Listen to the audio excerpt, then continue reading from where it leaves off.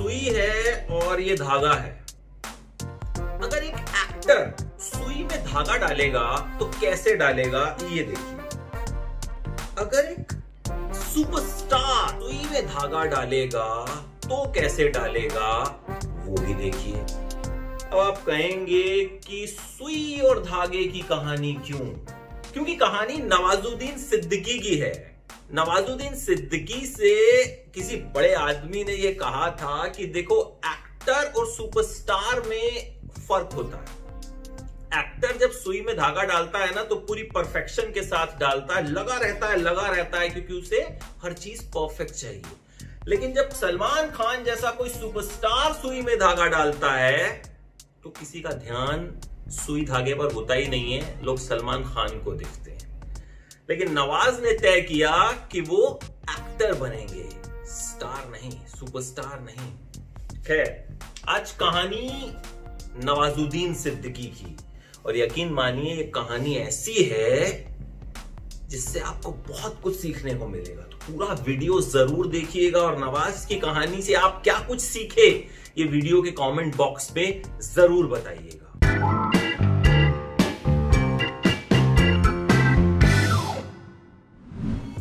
शुरुआत में कुछ लाइनों से करना चाहूंगा।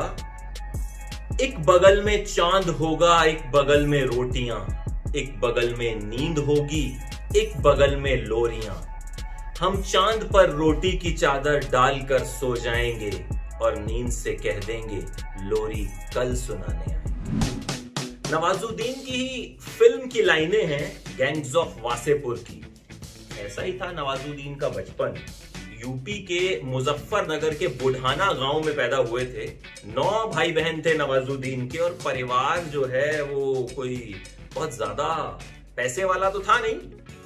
तो नवाजुद्दीन ने पढ़ाई लिखाई की। भाई बचपन से ही ऐसा कुछ सोचा नहीं था कि एक्टर बनना है। साइंस की पढ़ाई की और बड़ौदा में नौकरी लग गई। एक पेट्रोकेमिकल फैक्ट्री में चीफ केमिस्ट हुआ करते थे। काम क्या था, जो कच्चा तेल होता है ना उसको रिफाइन करने का काम। 1 साल तक काम किया और फिर बोर हो गए। समझ में नहीं आया कि क्या करूं, मन लग नहीं रहा था। तो मां से कहा। बचपन में हालांकि मां से बहुत मार खाई थी। मां बिजली की तार से मारा करती थी। स्कूल से जब भी शिकायत आती थी तो खूब पिटाई होती थी और शिकायतें खूब आती थी नवाजुद्दीन की। मां से कहा, और मां ने कहीं सुना था कि बच्चा जो करना चाहे ना वो उसे करने देना चाहिए। तो मां ने भी कहा कि ठीक है, जो तुम्हारी मर्जी है तुम करो। तो नौकरी छोड़ दी, ऐसी आवारागर्दी किया करते थे। और साल 1996 में ऐसे ही घूमते फिरते दिल्ली आ गए। यहां आकर थिएटर देखा, लगा कि यार ये तो बड़े कमाल की चीज है, ऐसा ही कुछ करना चाहिए। 50-60 प्ले देखे, क्योंकि कॉन्फिडेंस नहीं था कि मैं कुछ कर सकता हूं। 50-60 प्ले देखे, लगा कि शायद कुछ हो जाए, कुछ कर लूं, ऐसा ही कुछ। अब भाई दिल्ली आए थे, रहने खाने के लिए पैसे भी चाहिए थे। नौकरी तो जनाब छोड़ चुके थे बोर होकर। ऐसे में वॉचमैन की नौकरी की। एक बिल्डिंग में वॉचमैन बन गए, और वो भी नौकरी बड़ी मुश्किल से किसी ने लगवाई थी। सिक्योरिटी देनी पड़ती थी, तो किसी दोस्त से सिक्योरिटी लेके इन्होंने दी थी। और वहां भी कहते हैं कि क्योंकि बहुत कमजोर शरीर के थे नवाज उस वक्त, तो बहुत ज्यादा देर बैठ नहीं पाते, तो सो जाते थे। तो वहां से भी उनको निकाल दिया गया। खैर, ऐसे करते करते गुजारा जो है वो चलता रहा। सुबह 10 से शाम 5 बजे तक नौकरी किया करते थे और फिर जो है थिएटर किया करते थे। नेशनल स्कूल ऑफ ड्रामा में एडमिशन ले लिया। अब वहां सबकी गर्लफ्रेंड हुआ करती थी। नवाज कहते हैं कि कोई कैसा भी था, उसकी गर्लफ्रेंड थी, सिवाय एक शख्स के, नवाजुद्दीन सिद्दीकी। तो इन्होंने एक लड़की से दोस्ती कर ली। एक दिन उसके साथ घूमने गए और उसका हाथ पकड़ लिया। उस लड़की ने डांट दिया। नवाज रोने लग गए, इमोशनल हो गए। लड़की ने कहा, देखो किसी का हाथ पकड़ने से पहले परमिशन लेनी चाहिए। और उसके बाद उस लड़की ने नवाजुद्दीन को गले से लगा लिया। इस सीन को नवाज की फिल्म में भी फिल्माया गया है। 3 साल थिएटर किया और 4 साल उसके बाद वहीं आवारागर्दी करते रहे। तुगलक का एक प्ले था और तुगलक का एक डायलॉग था जिसको नवाज खूब बोला करते थे।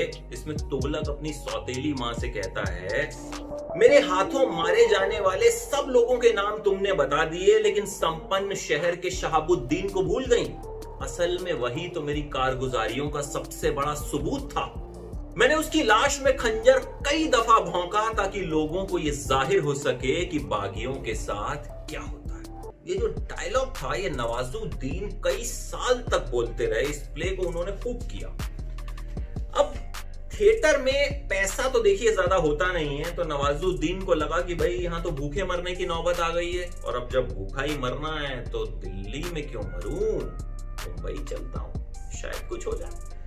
तो जनाब पहुंच गए मुंबई। अब वहां सोचा कि सीरियल्स में काम कर लेते हैं। भाई फिल्म में तो उनको लगता था कि भाई उनके जैसे जो शक्ल सूरत के लोग होते हैं फिल्में तो उन्हें मिल नहीं सकती, क्योंकि हीरो का मतलब हुआ करता था माचो, 6 फीट और गोरा चिट्टा। ऐसा नवाजुद्दीन को लगता है और ऐसा बहुत से लोगों को लगता है, अभी भी लगता है। तो नवाज ने टीवी सीरियल्स में जो है छोटे मोटे रोल करने शुरू कर दिए।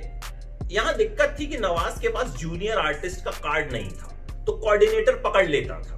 आपको रजिस्टर करवाना होता है खुद को एक आर्टिस्ट के तौर पर अगर आप मुंबई में काम करना चाहते हैं। तो नवाज के पास वो कार्ड नहीं था, तो 2000 अगर मिलते थे तो 1000 कोऑर्डिनेटर को देने पड़ जाते। और कई बार तो क्या होता था, जूनियर आर्टिस्ट का रोल मिलता था भीड़ में, तो कैमरा ऑन होते ही नवाज अपनी शक्ल को ऐसे छिपा लिया करते थे कि भाई बच जाऊं, दिखूं ही ना कि मैंने ये काम किया भी है। खैर बहुत तकलीफ के ये दिन हुआ करते थे, टूट जाते थे कई बार। तो मां दिलासा देती थी, अभी से क्यों परेशान हो रहे हो। मां खत लिखा करती थी उन्हें कि नहीं कुछ होगा, जरूर तुम कामयाब होगे, और ये खत नवाज को खूब दिलासा दिया करती थी। वो नवाज की फिल्म का डायलॉग है ना कि भगवान के भरोसे मत बैठो, क्या पता भगवान हमरे भरोसे बैठा हो। तो नवाजुद्दीन ने स्ट्रगल जारी रखा, छोटे मोटे रोल किए, और फिल्मों में भी उन्हें कई छोटे मोटे रोल मिले। वो करते रहे। आखिरकार ब्लैक फ्राइडे फिल्म में अनुराग कश्यप ने उन्हें एक सीन दिया, रिहर्सल तक करने का मौका नहीं दिया, डायलॉग्स तक याद करने का मौका नहीं दिया, लेकिन फिर भी नवाज ने वो सीन बहुत अच्छे से किया। और अनुराग ने कहा कि मैंने जान के ऐसा किया क्योंकि मुझे पता था कि नवाज इस सीन को कर लेगा। खैर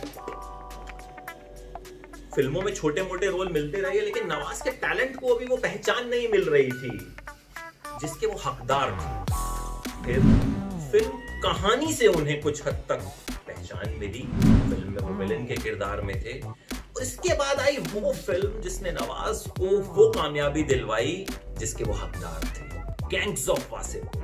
फैजल खान, जिसके गीत की कुछ लाइनें मैंने आपको सुनाई थी कि एक बगल में चांद होगा, एक बगल में रोटियां। नवाज की जिंदगी का फलसफा भी ऐसा ही रहा है। उस फिल्म के बाद नवाज को मेन स्ट्रीम की फिल्में भी मिलने लगी। किक, सलमान खान के साथ फिल्म में वो विलन बने, और नवाज कहते हैं कि ये उनके लिए एक बहुत बड़ा ब्रेक था। उसके बाद कई फिल्में उन्होंने की, खूब कामयाब हुए, और फिल्म इंडस्ट्री के कुछ चुनिंदा बेहतरीन कलाकारों में नवाजुद्दीन सिद्दीकी की गिनती होती है, जिन्होंने अपने टैलेंट से इस साबित कर दिया है कि शक्ल कुछ नहीं होती। अगर आप में टैलेंट है तो जरूरी नहीं है कि हीरो 6 फीट का हो, जरूरी नहीं है कि हीरो गोरा चिट्टा हो, जरूरी नहीं है कि हीरो माचो हो, हीरो नवाज भी हो सकता है। ये है एबीपी न्यूज़, आपको रखे आगे।